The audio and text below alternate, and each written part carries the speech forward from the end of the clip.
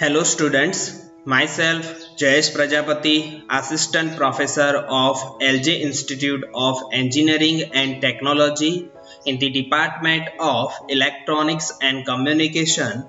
In this video, we are going to learn about Industrial Drives and Control, Unit number 3, that is DC Control Drives. Actually, in my previous video, we have started with half controlled drive, semi controlled drives and full controlled drives. So if you not see my previous video, then kindly go to the link that is given to in description.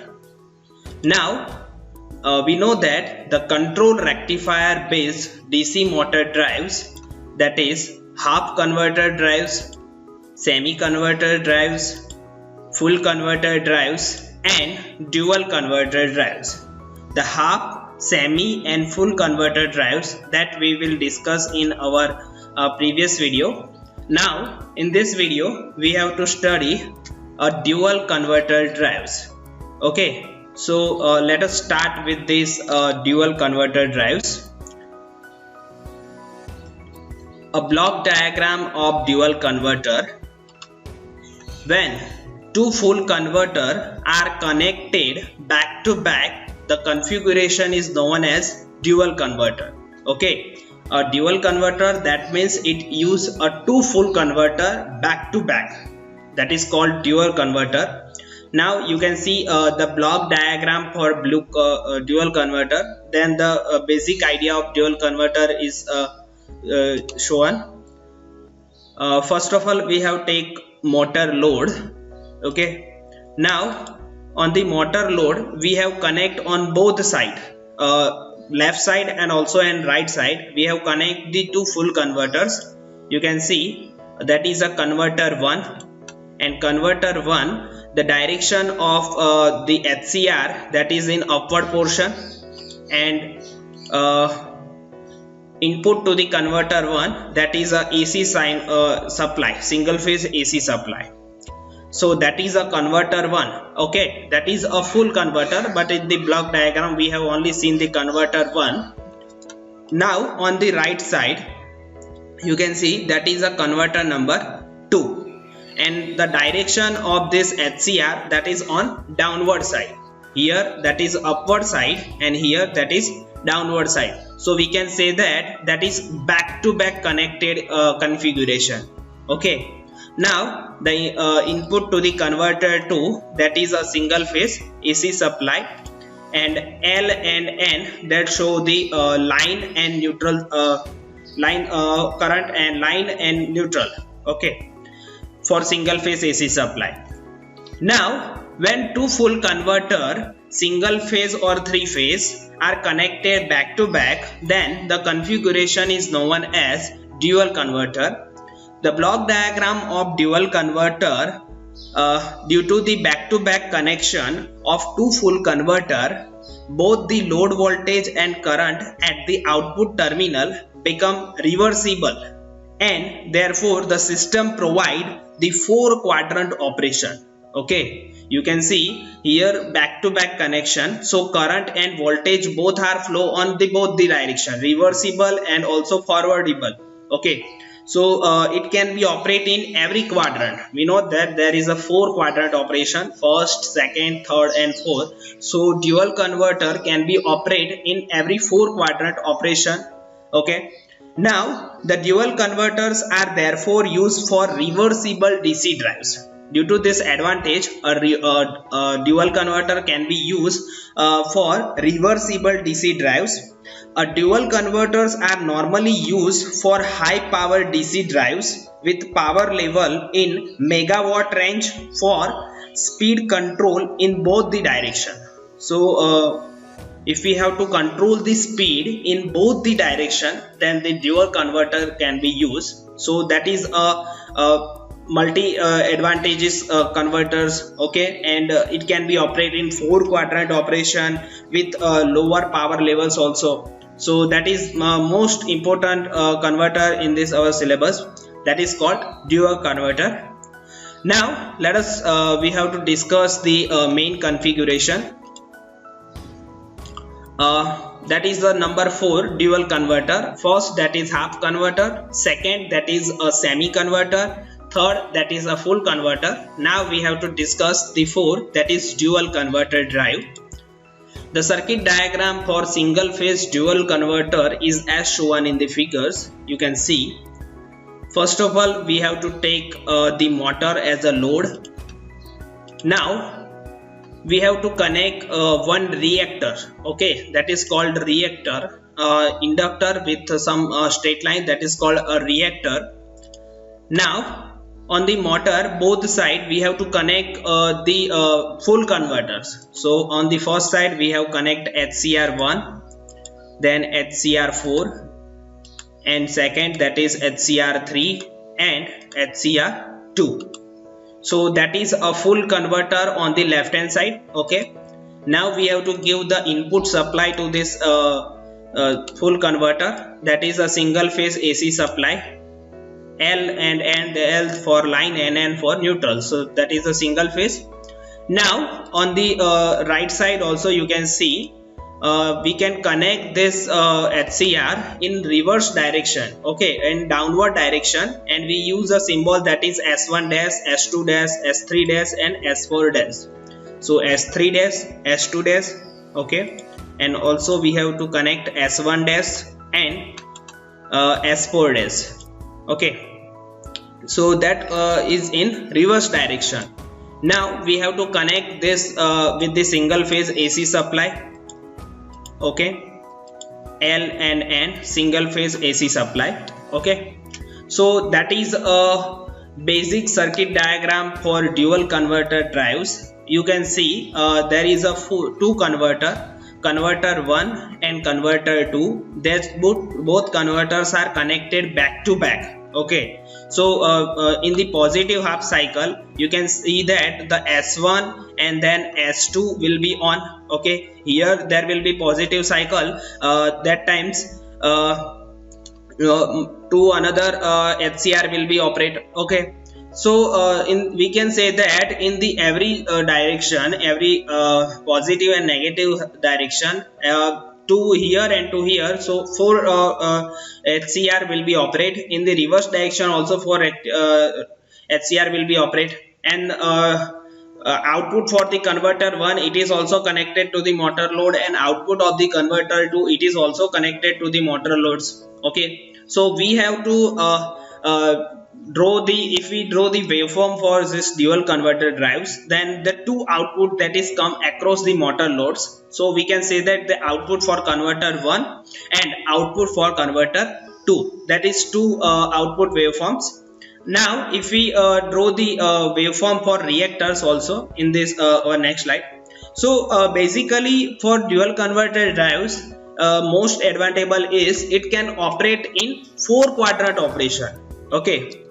Now you can see if we have to draw the waveform for the dual converters, then that is a waveform, okay. You can see that is output voltage V01, that is output for converter 1. Then we have to draw the output for converter 2. Then the third waveform, that is voltage across the reactor, okay. Now we have to take some axis to draw the waveform properly.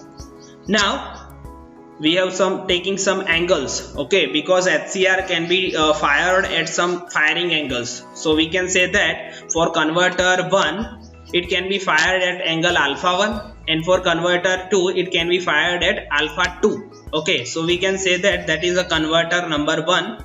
So we have take some angles here. Now from the you can see alpha 1, at the alpha 1 this HCR will be on, okay, and it can be on for pi plus alpha 1, okay. Here some printing mistake because alpha 1 here, and you can see that is a output of converter 1.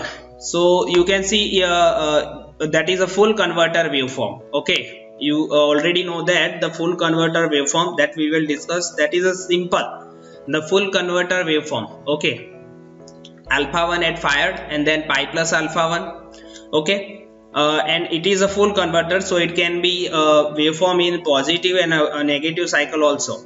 Okay, and in the full converter we know that we cannot use a freewheeling diodes, because in negative cycle also a 2 HCR will be operate, and also in positive cycle 2 HCR will be operate. So the dotted line, in this dotted line you can see, in this dotted line no HCR will be fired. So we can say that at the alpha 1 and pi plus alpha 1, 2 HCR will be operate, and pi plus alpha 1 to 2 pi plus alpha 1, another 2 HCR will be operate. So that is output for converter number 1.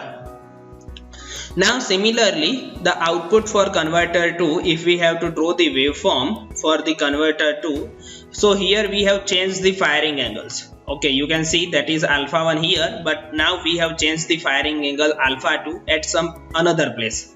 Okay, now you can see if we have draw the waveform, then at the alpha 2 it will be the waveform will be changed, so it can be fired at alpha 2 angles. Okay, you can see I will try to best in the waveform to explain very well that alpha 2 it will be fired and will be on, and then it will be on for alpha 2 to pi plus alpha 2, then it will be here the negative cycle, then it will be fired from alpha to pi plus alpha 2. Okay, pi plus alpha 2 to 2 pi plus alpha 2. So that is a continuous waveform similar to the output of converter 1. Now the dotted lines we will see. Okay, so that is output for converter number 2. Okay, these two output of converter 1 and converter 2, that will be compared, and then we have to draw the voltage across the reactors. So if we have to draw the voltage across the reactor, then we have take some angles alpha, pi plus alpha, 2 pi plus alpha, and 3 phi. So the waveform, first of all we have draw the dotted line. Okay, that is the actual waveform of output 1 and output 2. Now we have to draw the voltage across the reactor. You can see it will be started from in this way. Okay, that means what, we have to compare this and this output of 1 and 2 you can draw here, and then here both are upper side, so we have write 0, then here downward side, so we have downward, and then it will be here. So in this way we can draw this waveform of comparing to output 1 and output 2. So that is the actual waveform. We can say that V01 minus V02. So that is the voltage across the reactors. And input, if we have to draw the input waveform, then that is a simple AC sinusoidal waveform. Okay, so that is the actual waveform that we have drawn for this dual converters. Now we know that a dual converter can be operate in 4 quadrant operation. So we can say that first that is VLDC, the x-axis. Then if we have take a y-axis, that is ILDC. So now if we take the 4 quadrant operation for dual converter, then you can see that is the first quadrant, then second quadrant, and then third quadrant, and we can say that that is a fourth quadrant. So we know that in first quadrant current and voltage both are positive. So we can say that alpha is less than 0. Here the alpha is greater than 0, and third quadrant alpha less than 0, and fourth quadrant alpha is greater than 90. Sorry, alpha less than 90. Okay, greater than 90. Now in the first quadrant we can say that voltage and current both are positive. In the second quadrant we can say that voltage is positive but the current that will be in negative. And in third quadrant we can say voltage and current both are negative, and in the fourth quadrant voltage negative but the current that is positive. Now first quadrant, that is a forward motoring portion. We can say that first quadrant that is a forward motoring portion. Then the second we can say that in the third quadrant that is a reverse motoring. Okay, here totally both are positive, okay, and here both are negative, so we can say that that is forward motoring and that is reverse motoring. And in the second quadrant we can say that that is a regenerative braking, okay, and also in the fourth quadrant we can say that that is also a regenerative braking. Now we can say that in the first quadrant it can be operate as a rectifier mode, and in the third quadrant also it can be operate like a rectifier mode. So that means it can be supply from AC to DC, that means it can forward bias, okay. But whenever regenerative braking, so at times the DC power is returned back to the supply, so we can say that it can be operate as a inverting mode. In the quadrant 2 and quadrant 4 it can be operate like a inverting mode, okay, but in the first and third quadrant it can be operate like is rectifier mode, okay. So that is the actual 4 quadrant operation for dual converter, and this figure will explain everything that can be happen in the configuration of dual converters. You can see there is a 4 mode, that is forward motoring, reverse motoring, regenerative braking and regenerative braking, and 2 rectifier mode and 2 inverting modes, okay. So that is a 4 quadrant operation of the dual converter.